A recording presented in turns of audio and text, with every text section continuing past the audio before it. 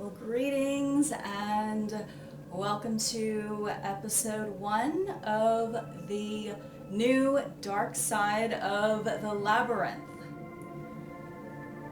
Now, this has been kind of a long time coming. Some of you know that I do have a blog and podcast that is very history based. It's called Inside the Labyrinth, just exploring the different crevices of history and mythology.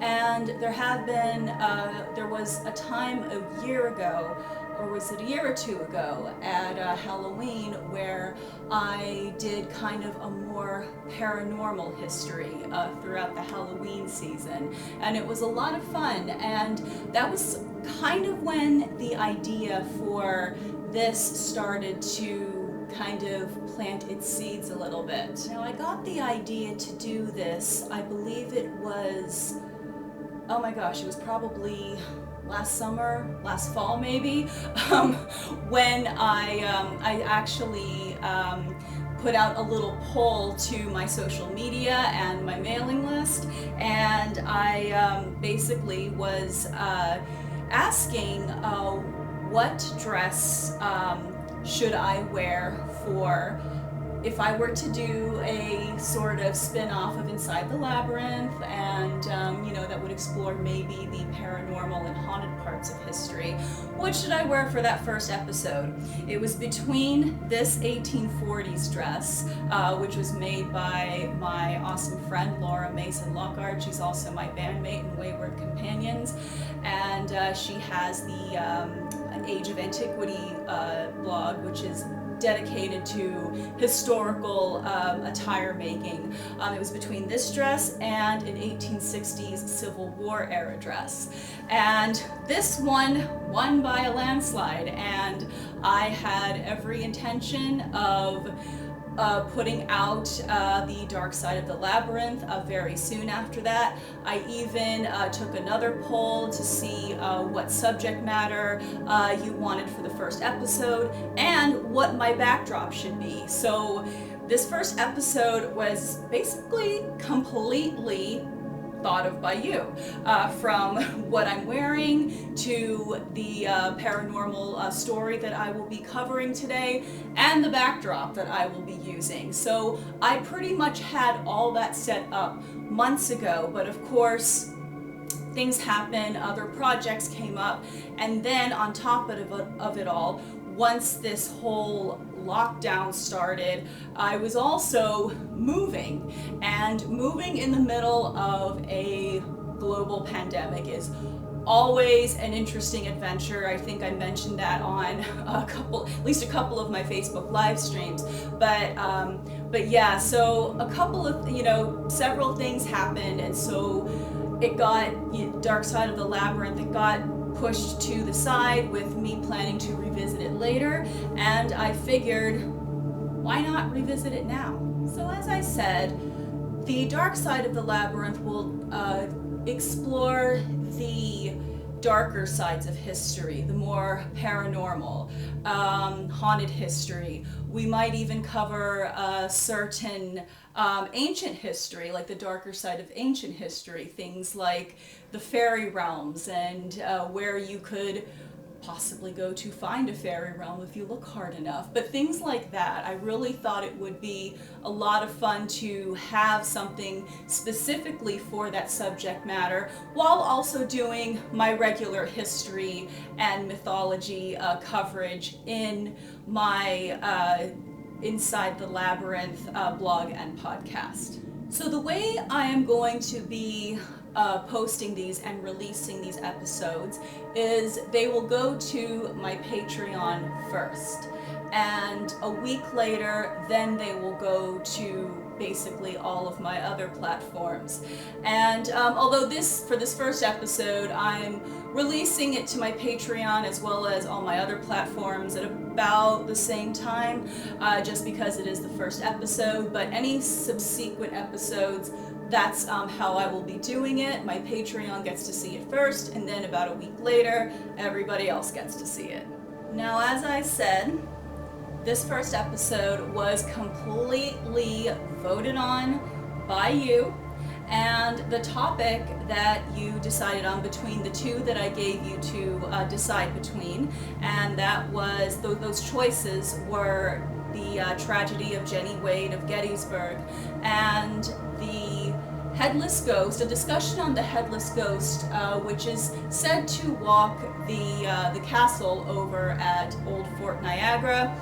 There's a little bit of controversy on that topic, but I think it would be kind of interesting to delve into. But you all selected the tragedy of Jennie Wade, and not only did you select the tragedy of Jennie Wade, you selected, like I said, my 1840s dress here, even though Jennie Wade, the story takes place during the Civil War, which is the 1860s. So you're getting a Civil War story with an 1840s dress.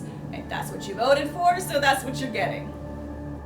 However, come to think of it, an 1840s dress really is not that far off, as Jennie Wade, she was born in the 1840s. She was born on May 21st, 1843, and died during the Battle of Gettysburg on July 3rd in 1863. And she is said to be the only civilian casualty that came out of the Battle of Gettysburg. So now, without further ado, here is the story of Jennie Wade, or Mary Virginia Wade, as she was born. In the days leading up to the Battle of Gettysburg, Jennie Wade, her two brothers, and her mother left their home in central Gettysburg and made the pilgrimage to her sister Georgia's house to assist her with her newborn child. And Georgia's house was on the famous Baltimore Street. If you've been to Gettysburg several times, like I have, and you're familiar with the history, you know Baltimore Street. July 1st, 1863 was the first day of the Battle of Gettysburg, and on that day it is said that over 150 bullets hit the house of Georgia Anna Wade McClellan, or Jennie Wade's sister. But it wasn't until 2 days later that tragedy would fall upon the Wade and McClellan household. It was 8 a.m. on July 3rd in 1863 when Jennie Wade was in the kitchen kneading dough for bread. A stray bullet was shot and traveled through the parlor door and the kitchen door. It struck Jennie first in the shoulder, then went through to her heart and landed in her corset. She was killed immediately. From what I can see, it isn't completely certain which side shot that fatal bullet, but some historians and authors have attributed it to the Confederate side. Jennie's mother was the first to hear her daughter fall, and she quickly went and told her sister Georgia. The two Union soldiers that were stationed in the upstairs came running down when they heard the women screaming. They very quickly and temporarily buried Jennie in the backyard of the McClellan house. It is said that on the following day, July 4th, Jennie Wade's mother baked 15 loaves of bread with the dough that Jennie had been kneading. Now, Jennie Wade's story also takes a little bit of a tragic romantic turn. She was supposedly engaged to a man named Jack Skelly, who was a corporal within the Union Army, and he was also wounded in battle and passed away only a couple of days after Jennie Wade had died. And he was also unaware that she had even passed on. But when her body was moved to the Evergreen Cemetery in 1865, they were actually buried near each other. And now, at her final resting place, there is a monument that was erected to her in 1900, and that monument was designed by a Gettysburg resident by the name of Anna Miller. The McClellan house in which Jennie Wade was killed is actually now known as the Jennie Wade House, and it is quite the popular tourist attraction in Gettysburg. They offer everything from just regular tours of the house, and they also do offer a ghost tour of the house as well. And I do believe that they also even offer a tour in which an actor portraying Jennie Wade's ghost actually takes you through the house.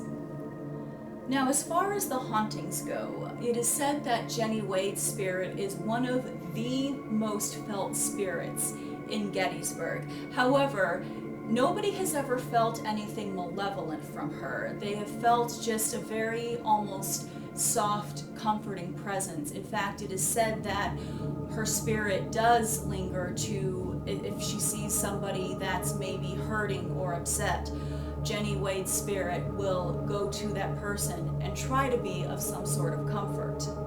There is also kind of a sweet romantic story that comes with the spirit of Jennie Wade. It is also said that if a woman were to place her left ring finger into the bullet hole that the bullet that killed Jennie Wade pierced, if a young woman were to insert her ring finger into that bullet hole, it is said that she will soon be proposed to, and those that work at the Jennie Wade house have actually said that they have received letters and emails over the years over women that have done it, and very soon after they were proposed to. So I don't know, maybe there's something to that, but it is believed that due to the fact that Jennie Wade had her marriage thwarted by death, that she would want to help others find happiness. And also, there are some paranormal investigators that claim to have captured her spirit on camera as well. But once again, there's really nothing malevolent about her spirit, and everybody who has claimed to have come in contact with her have said that they felt just nothing but a very peaceful and comforting presence. And she also apparently wants to help people come together and find love. So it takes kind of, I guess, as happy an ending as, a ghost tale such as this can take. Oh, and one more thing, just a side note. Jennie, as I said earlier, she was born Mary Virginia Wade, and she actually went by the name Ginnie, Ginnnie, instead of Jennie, Jennnie.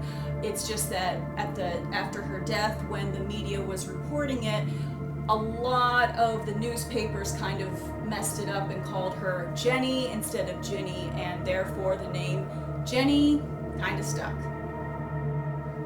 So that is the story of Jennie Wade. I hope you enjoyed it, and what are your thoughts on it?